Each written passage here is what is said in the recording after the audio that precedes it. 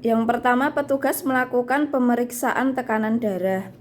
Tekanan darah diperiksa menggunakan tensimeter digital dengan cara mengukur. Yang pertama, pastikan baterai masih berfungsi dengan baik. Kemudian semua simbol akan muncul dalam 3 detik. Pasien diminta duduk dengan posisi badan tegak. Kemudian jika memakai baju panjang, lipat lengan baju hingga memungkinkan manset menempel pada kulit lengan. Akan tetapi jika menggunakan baju pendek yang tidak menutup kemungkinan, bisa langsung ditempelkan mansetnya. Kemudian masukkan lengan ke dalam lingkaran manset dan letakkan tangan dalam posisi telapak tangan menghadap ke atas dan posisi manset sejajar dengan jantung.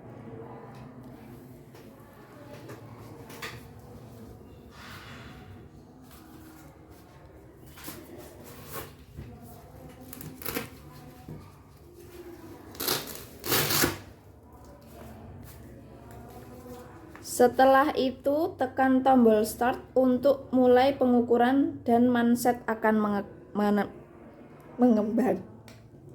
Manset tidak boleh dipegang. Kemudian posisi pasien harus tegak lurus, tidak boleh berbicara, tidak boleh banyak bergerak.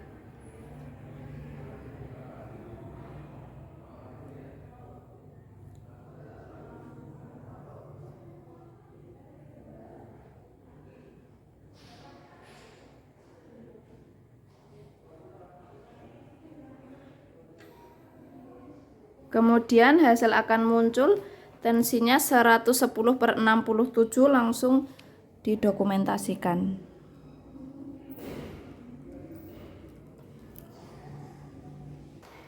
Yang kedua, pemeriksaan kadar gula darah menggunakan alat glukometer dengan sasaran yang diperiksa yaitu usia 15-40 tahun dengan faktor risiko PTM, biasanya memiliki riwayat obesitas atau obesitas sentral atau tekanan darah tinggi. Kemudian sasaran yang lainnya yaitu usia di atas 40 tahun. Yang perlu dipersiapkan yaitu alat pemeriksa kadar gula darah atau glukometer. Kemudian ada strip gula darah. Yang ketiga ada auto lancet. Kemudian ada lancet dan ada kapas alkohol. Kemudian yang pertama, masukkan tes strip.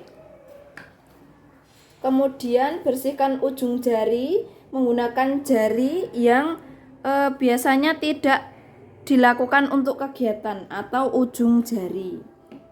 Kemudian tusukkan lancet pada ujung jari secara tegak lurus dan cepat dan tidak terlalu dalam. Kemudian tusukkan. Setelah darah keluar, sentuhkan 1 atau 2 tetes darah. Kemudian hasil gula darah akan muncul kurang lebih 4 detik. Hasil gula darah sewaktu yaitu 143. Langsung dimasukkan ke dalam, didokumentasikan gula darah sewaktu sebanyak 143. Yang selanjutnya adalah pemeriksaan kolesterol. Pemeriksaan kolesterol sama seperti yang dilakukan dengan pemeriksaan gula darah. Yang perlu dipersiapkan yaitu alat pemeriksaan kadar kolesterol, kemudian ada strip tes kolesterolnya, ada auto lancet atau auto klik dan lancet, kemudian alkohol swab dan sarung tangan. Kemudian untuk di Puskesmas Ngawen 2 ini pemeriksaan kolesterol tidak kami lakukan karena kebetulan stik kolesterol yang kami miliki sedang kosong. Kemudian jika kadar pemeriksaan kolesterol itu kurang dari 190, maka masih berbatas normal. Kemudian jika lebih dari 190 termasuk dalam kategori yang tinggi. Cara pemeriksaannya sama seperti gula darah. Yang keempat yaitu pemeriksaan tajam pendengaran. pemeriksaan tajam pendengaran atau tes berbisik. Yang pertama, untuk persiapan pastikan kondisi lingkungan sekitar tidak terlalu bising, kemudian ruangan sunyi dan jarak pemeriksa 1 meter. Kemudian pemeriksaannya, posisi pemeriksa berada setengah meter di belakang orang yang akan diperiksa. Kemudian pada bagian telinga yang tidak diperiksa dilakukan masking, yaitu menekan tragus atau bagian menonjol dari telinga bagian depan yang dekat dengan pipi, kemudian menggesek-gesek sehingga timbul bunyi. Yang ketiga, pemeriksaan dimulai pada telinga kanan terlebih dahulu. Posisi kepala pemeriksa menjauh dari telinga yang diperiksa. Yang keempat, pemeriksa membisikkan kata-kata yang terdiri dari 2 suku kata seperti mata, kaki, susu, dan meminta orang yang diperiksa untuk mengulang kembali kata-kata tersebut. Kemudian kata-kata yang dibisikkan harus mengandung huruf lunak yang terdiri dari frekuensi rendah dan huruf desis yang terdiri dari frekuensi tinggi. Kemudian pemeriksaan diulang pada telinga kiri dengan langkah-langkah yang sama. Pemeriksaan pada telinga sebelah kiri, maka telinga kanan dilakukan masking. Pemeriksaan dimulai, telinga kiri dilakukan masking.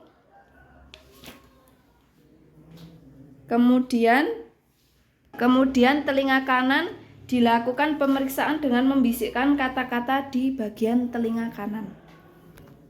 Bisik wae. Susu, mata, kaki.